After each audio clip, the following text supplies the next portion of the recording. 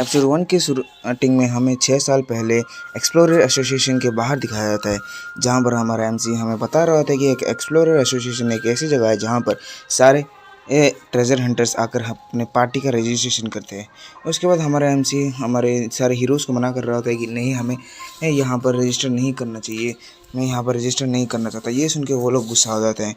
तभी हमारा एमसी कहता है कि मैं तुम्हारे लीडर बनने के लायक नहीं हूँ, मैं बहुत कमज़ोर हूँ और मैं तुम सबको पीछे ढकेलता रहूँगा।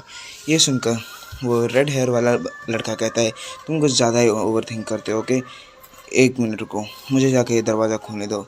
ये कहकर वो निकल जाता है और तभी वो एक लात मार कर दरवाज़ा तोड़ देता है और अंदर घुस जाता है और कहता है, यहाँ पर जो भी सबसे शक्तिशाली स्वॉर्ड्समैन है सामने आओ, मैं उसे चैलेंज करना चाहता हूँ और उसे हरा कर ये साबित करना चाहता हूँ कि यहाँ पर सबसे शक्तिशाली सिर्फ मैं ही हूँ। ये सुनकर वो पिंक हेयर वाली भी कहती है, यहाँ पर तो सारे अटेंशन तुमने ही ग्रैब कर दिया, हम क्या करेंगे। इसके बाद वो कहता है कि पहले जो एंट्री मारता है उसी को सारी अटेंशन मिलती है। ओके, फिर वो पिंक हेयर वाली लड़की भी अपना इंट्रोडक्शन देती है और उनको बताती है कि हम यहाँ पर हमारे पार्टी के रजिस्टर करने आए हैं। फिर वो रेड हेयर वाला लड़का यानी लुक अपने बारे में कहता है और कहता है कि हमारे लीडर ने कहा है कि एक वॉरियर के लिए उसका वेपन के ऊपर डिपेंड होना अच्छी बात नहीं है। ये सुनकर हमारा हीरो भी थोड़ा एम्बेरस हो जाता है और रिसेप्शनिस्ट को पूछता है कि यहाँ पर हमारे सिवा और कोई रजिस्टर करने आता है। तो वो रिसेप्शनिस्ट भी हाँ कहती है और उसे एक फॉर्म देती है और कहती है, इसके ऊपर आप अपना पार्टी का नाम और अपने पार्टी का सिंबल बनाइए।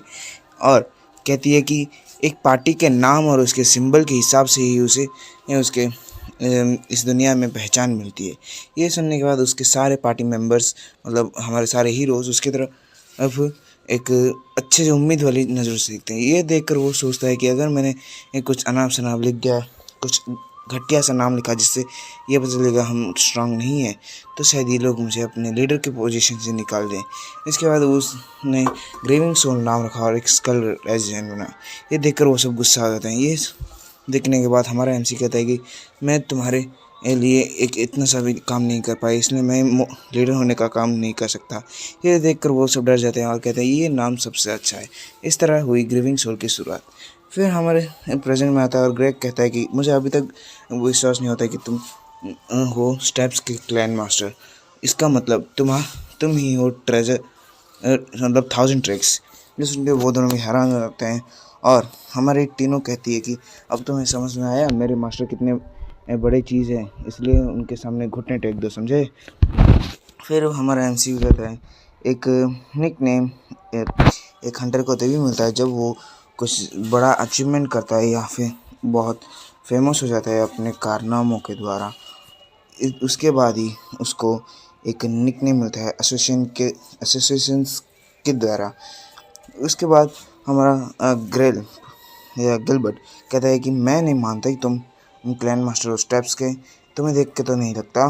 फिर वो तीनों कहते हैं, मैं इस बंदे के साथ टीम अप नहीं करना चाहती, ऐसे बंदे मुझे बिल्कुल पसंद नहीं है मास्टर। इसे सुनकर वो सोचता है कि तुम तो एकदम मुझे डिस्क्राइब कर रहे हो, और वैसे मैं सबसे शक्तिशाली हूँ। ये बात ल्यूक और लीफ ने बताया। लीफ वही लड़की है, वो पिंक हेयर वाली। फिर वो गिलबर्ट और बाकियों को कहता है कि तुम्हें मैं असाइन करने जा रहा हूँ इस लड़की के साथ एक हंट के लिए जाने के बाद। इसलिए वो गिलबर्ट गुस्सा और कहता है, तुम कौन हो जो मुझे हुक्म देना यहाँ, ये कहता है और गुस्से की तरफ उसकी तरफ जाने वाला था, लेकिन ग्रैब उसे रोक देता है। और तभी गिलबर्ट गुस्से से कहता है कि तुम नहीं हो सकते वो फेमस और पावरफुल पार्टी की क्लैन मास्टर। ये सुन के वो कहता है, मैं भी लेवल 4 का हूँ, ये देखते हैं तुम क्या खा सकते हो। मुझे कहता है, ठीक है कोई बात नहीं, तुम्हें इस पार्टी को ज्वाइन करने की कोई ज़रूरत नहीं। और वैसे रोड़ा, तुम तो आ रही हो ना, तुम्हारे तो पहले से ही प्लान था वाइट वुल्फ डंजन में जाने का। फिर वो निकलने वाला होता है कि गिलबर्ट कहता है कि तुम्हारी हिम्मत कैसे है मुझे पार्टी से निकालने की, क्या तुम्हारी मर्जी से ही मैं पार्टी के अंदर आऊँगा और पार्टी निकल जाऊँगा। तभी वो तीनों के ऊपर हाथ रखता है और कहता है, अगर तुम्हें और कोई चाहिए तो बता देना।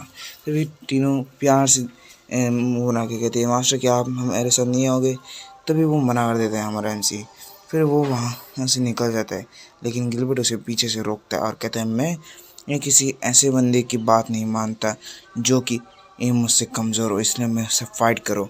ये सुनकर हमारा एमसी कहता है, तुम्हें मुझसे नहीं, तीनों से फाइट करनी पड़ेगी इस पार्टी की लीडर से। ओके, ये सुनकर वो बंदा भी थोड़ा घबरा जाता है, लेकिन वो तैयार हो जाता है और वो तीनों फिर ट्रेनिंग ग्राउंड में आ जाते हैं और तीनों अपना फ्लेक्सिबिलिटी दिखा रहे थे। तो वो लड़का कहते हैं, उस रिंग वाले इंसिडेंट के वक्त मैं तैयार नहीं था, लेकिन अब मैं तैयार हूँ। और सुनो, जब मैं इसे हरा दूंगा मैं तब तुमसे फाइट करूँगा 1000 ट्रैक्स। उसके बाद हमारी टीनों कहती, तुम्हारी हिम्मत कैसे हुई?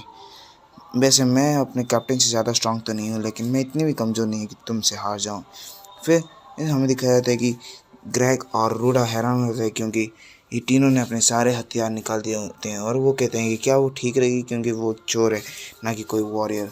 ये सुनकर हमारा एमसी भी कहते हैं, हाँ ये तो सही बात है, वो कोई वॉरियर नहीं है, लेकिन वो पहले से ही एक अकेली एक टीम लड़ती आ रही है, इसलिए उसे बहुत एक्सपीरियंस है। लेकिन अगर गिलबर्ट ने अपना आर्टिफैक्ट यूज़ कर दिया तो कुछ गड़बड़ हो सकती है।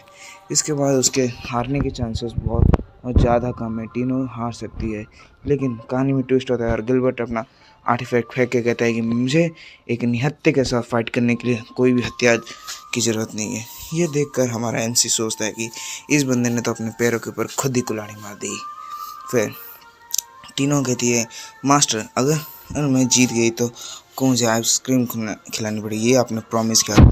फिर एमसी ये पूछता है, मैंने ऐसा प्रॉमिस नहीं किया था। लेकिन तीनों कहती है, लेकिन मुझे आइसक्रीम खाने का मन है, इसलिए वो कहता है कि ठीक है आइसक्रीम खा लेना। फिर वो खुद सजा दिया और वो चल कर उसकी तरफ एक अटैक करती है, लेकिन वो उसे डॉज कर देता है, इसलिए वो किक से उसे दीवार की तरफ भेज देती है और वो दीवार की तरफ गिर जाता है। ये देखकर उसे लगता है कि वो जीत गई है, लेकिन गिलबर्ट अभी भी तैयार होता है लड़ने के लिए, इसलिए वो अटैक करता है। लेकिन हमारी टीनों उसे पकड़ लेती है और कहती है, तुम्हें मेरे मास्टर के साथ ऐसा बात नहीं करनी चाहिए थी, लेकिन मैं अभी ये थोड़ा अब पीछे कर रही हूँ, तुम्हारे साथ ठीक से फाइट नहीं करी हूँ। इसके बाद से तुम्हें मेरे मास्टर के साथ अच्छे से बर्ताव करना पड़ेगा, उन्हें एक भगवान के साथ पूजना पड़ेगा। दिन में 3 बार तुम उनकी पूजा करके समझ गए। फिर उसे एक पीछे से एक थप्पड़ मारकर उसे नीचे गिरा देती है और जीत जाती है।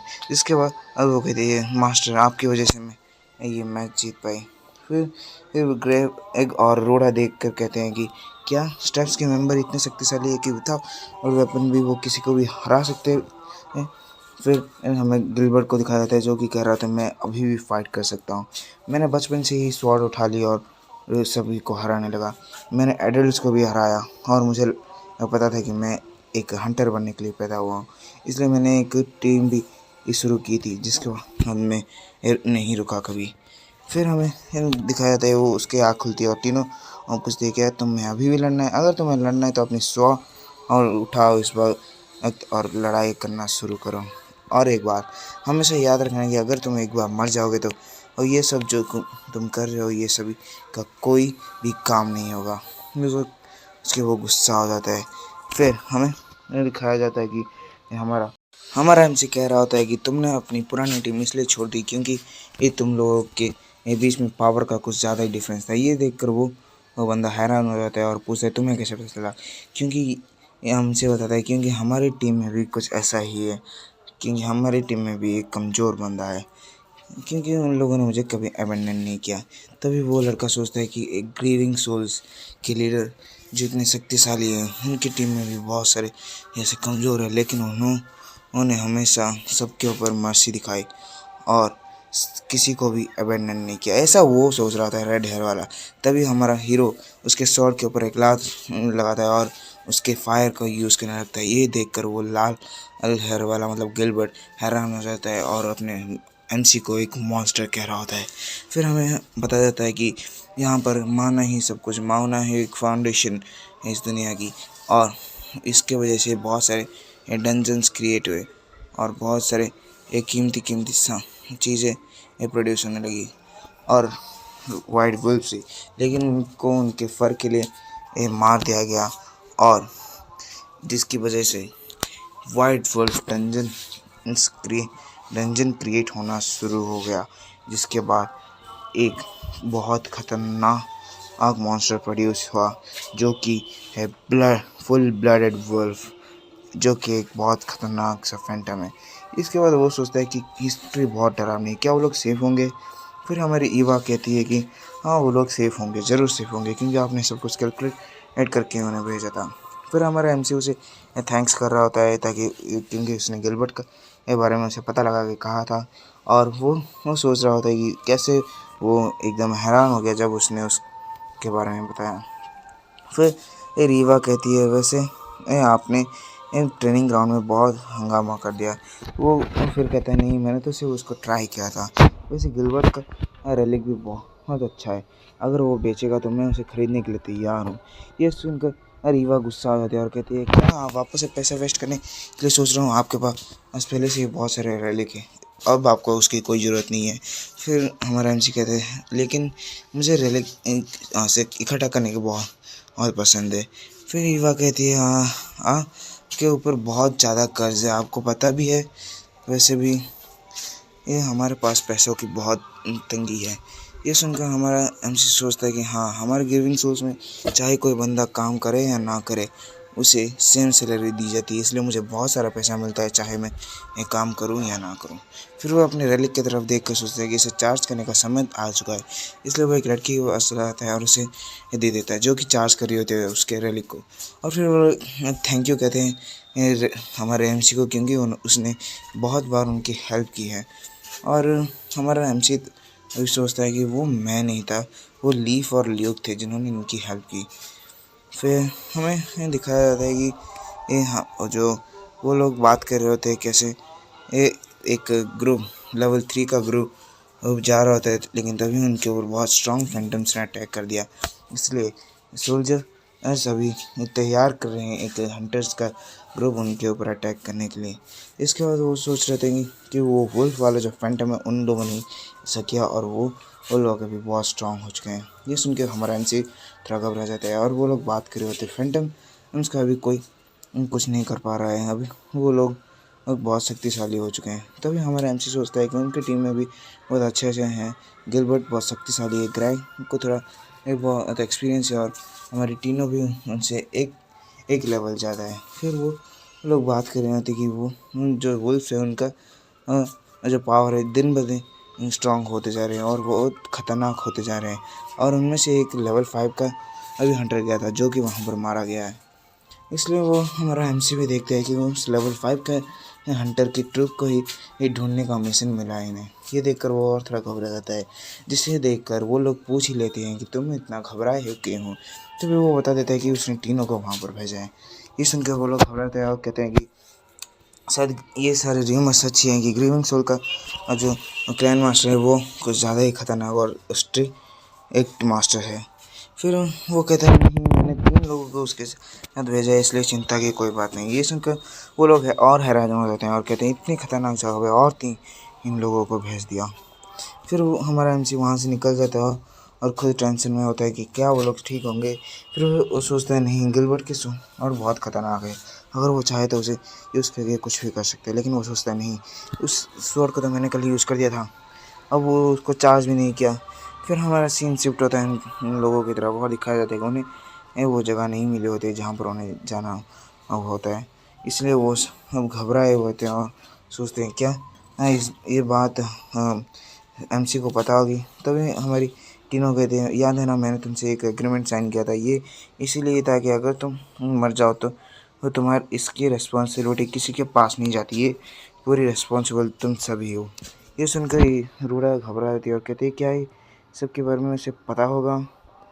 फिर वो हमारी टीनों कहती है कि हाँ, यहाँ पर जो कुछ भी होता है, जहाँ भी होता है, चाहे ये उनके साथ हो या ना हो, उन सब उनको पता आता है। ये सब सुनकर गिलबर्ट भी ये है हाँ सोचने लगते हैं, हाँ उस वक्त भी उसने ऐसा ही कुछ किया था। फिर ग्रेग बताता है, शायद वो रिंग वाला इंसिडेंट के वक्त भी उसे इन सब चीज़ों के बारे में कैलकुलेट कर दिया था कि ऐसा सब होने वाले हैं, इसलिए मुझे लगता है कि कोई गड़बड़ होने वाले हैं। इसलिए टीनो कहती है, हाँ मेरे मास्टर कभी भी ये कोई चीज़ विथआउट कैलकुलेशन नहीं करते। फिर हमारा सीन शिफ्ट होता है जहाँ पर हमें पता चलता है कि उसने सच में उसे ऐसे रैंडमली ये असाइन कर दिया था उस हंट के लिए।